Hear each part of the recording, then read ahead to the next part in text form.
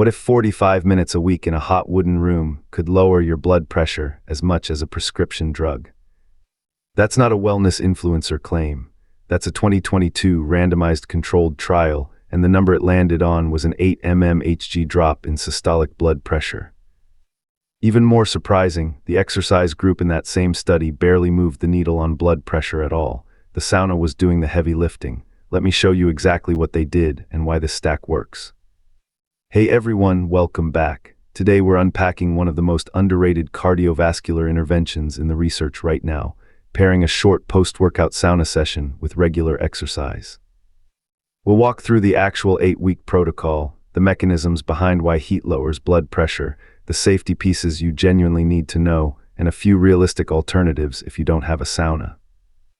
Quick reminder before we dive in, an 8 mmHg drop in systolic blood pressure is roughly the effect size of a first-line blood pressure medication, so this isn't a small finding. The headline trial here is Lai and colleagues, published in 2022 in the American Journal of Physiology. They took 47 sedentary adults, average age 49, all with at least one cardiovascular risk factor, and split them into 3 groups: a control, an exercise-only group, and an exercise plus sauna group. The exercise protocol was 50 minutes, 20 minutes of resistance training plus 30 minutes of aerobic, 3 times a week. The combined group did the exact same workout, then sat in a traditional Finnish sauna at about 80 degrees Celsius for 15 minutes immediately after. After 8 weeks, the combined group's systolic blood pressure dropped about 8 mmHg more than exercise alone. They also gained more VO2 max, about 2.7 ml/kg/min above the exercise-only group, and saw lower total cholesterol. The exercise-only group got fitter and leaner, but their blood pressure didn't significantly budge. The sauna was the differentiator. So what's actually happening in the body? When you sit in a sauna, your skin heats up, your blood vessels dilate, and your heart rate climbs to around 120 to 150 beats per minute, comparable to moderate cardio. That increased blood flow creates shear stress along the inner lining of your arteries, which triggers nitric oxide release. Nitric oxide is your body's natural vasodilator, and chronic exposure makes arteries more flexible. On top of that, heat stress upregulates heat shock proteins like HSP70, which help repair vascular tissue and reduce arterial stiffness. Over weeks, you're essentially training your blood vessels the same way exercise trains your muscles. And the larger Finnish cohort data backs this up. Laukkanen's 20-year study of over 2,000 men found that 4 to 7 sauna sessions per week was associated with 46% lower risk of developing hypertension and about half the risk of fatal cardiovascular events compared to once a week. Let's clear up a few things. First, people worry that because blood pressure rises slightly during a sauna, it must be bad for hypertension.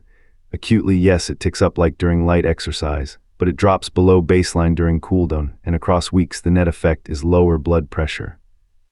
Second, infrared saunas are not the same thing. Almost all this evidence comes from traditional Finnish saunas at 80 to 100 degrees. Infrared runs much cooler and has separate, less robust evidence. Third, this isn't about sweating out toxins. The mechanism is vascular, endothelial function, and nitric oxide, not detox. And fourth, sauna doesn't replace exercise. Exercise is still the foundation. The sauna is the stack on top. Here's the practical version. 3 times a week, do your workout first, roughly 20 minutes of resistance, 30 minutes of aerobic, then sit in a Finnish-style sauna around 80 degrees for 15 minutes. If you're new to heat, start at 5 to 10 minutes and add a couple minutes per week.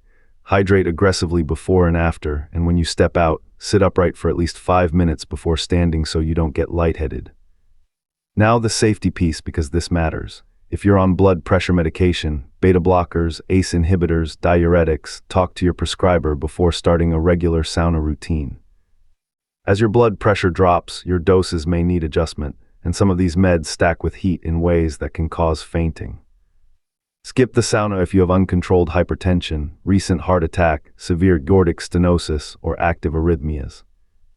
Never combine sauna with alcohol. That combination raises the risk of sudden cardiac events.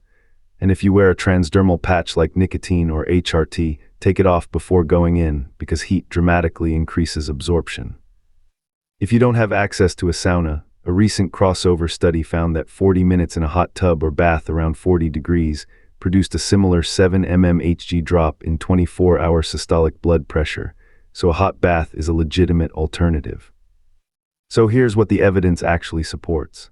A short, regular Finnish sauna session after your workout, just 15 minutes, 3 times a week for 8 weeks, was associated with a clinically meaningful 8 mmHg drop in systolic blood pressure on top of exercise alone. The mechanism is vascular, the protocol is modest, and the cohort data going back 2 decades lines up with the trial. If you have access to a sauna or even a hot tub and you've cleared it with your doctor, this is one of the cheapest, lowest-effort cardiovascular interventions in the literature. Track your blood pressure at home with a validated cuff so you can see if you're a responder. Most people see changes by week 4. If this was helpful, hit the like button and subscribe for more evidence-based breakdowns. Take care of yourselves, and I'll see you in the next one.